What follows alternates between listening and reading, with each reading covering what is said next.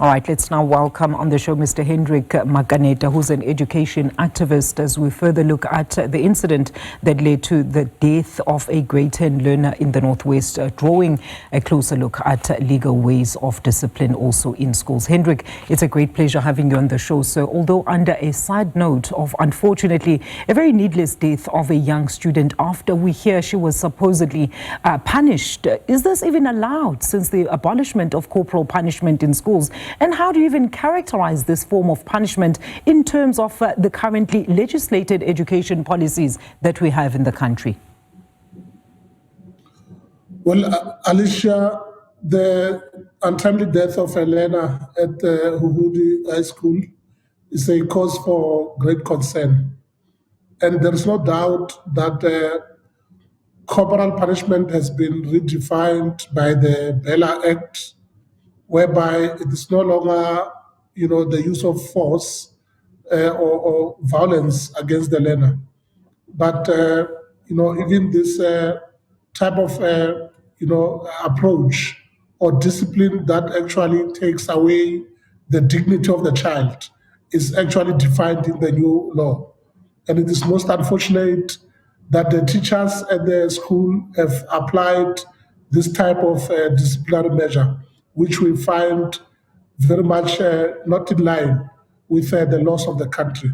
And we really think that the law enforcement agencies must work around the clock to ensure that justice is served for the deceased learner and for her family as well.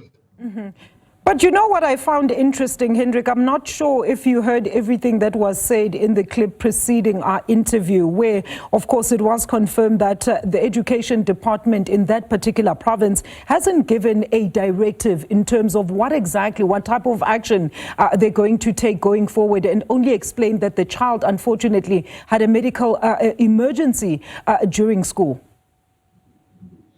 Well, I think that the department has not been able to take South Africans into confidence. And there is really a need, for the Department of Education to come out very clearly in terms of what actions they will be taking against the school and in particular against the teacher who is found wanting, the one who, ensured that this type of punishment was administered, on the learner. We think that, there is really a need for justice to prevail because if you look at it thoroughly, this, the death of this learner could have been prevented had authorities in the school been able to do something, an alternative form, instead of just making the learner to run without even understanding or knowing what their what their medical conditions are. But apart from that, I think that, the district officials should really go to the school along with the MEC to redefine their position as to what will happen next. But for now, as activists in the terrain, we're just calling on law enforcement to do their part to ensure that they bring about justice for the learner. Mm-hmm. Hendrick, there's been rising calls, right, for the screening as well as vetting of teachers for all issues that we raise, of course, about these school-related challenges like your corporal punishment, to teachers having romantic relationships with scholars, just as an example. And this would greatly assist, right, for public transparency as well as accountability, because we also hear that some of these teachers will simply be reshuffled to another school without much consequence or even accountability. Definitely, we've heard of many cases where there was collaboration between teachers and principals, where a teacher would be referred to another school. But not only that, in certain instances, even parents themselves would actually collaborate with the perpetrators, in this case, the teachers, by accepting a bribe or by accepting cash, from the teacher in order to make the case to go away. And we really want to discourage parents from doing that, because money can never buy the life of the learner or can never make it correct two wrongs don't make a right.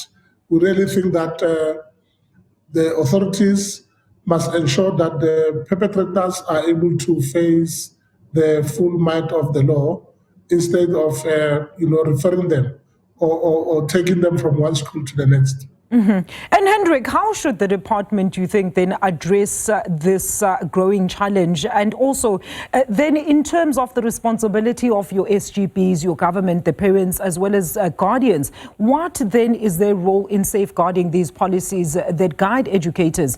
We know that it's not all of the teachers that we are putting under this bracket. Definitely, I think that the school governing bodies have got a duty to ensure that they develop policies in place at the school level, but at the same time, they must be able to take teachers through ongoing, workshops around these policies, so that each and every teacher can be able to understand what is at stake. I think that the Bella Act, for one, should be, once all the guidelines have been developed, should be rolled out in such a way that each and every teacher and learner is able to understand what their role should be, particularly in terms of issues that require discipline. Because sometimes people end up doing wrong things simply because they do not really know what the law says about specific issues.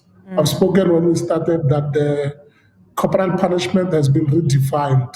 It is no longer a matter of applying violence to the learner, but there are a wide range of other factors as well, which talk to the dignity of the learner, the manner in which a teacher speaks to the learner.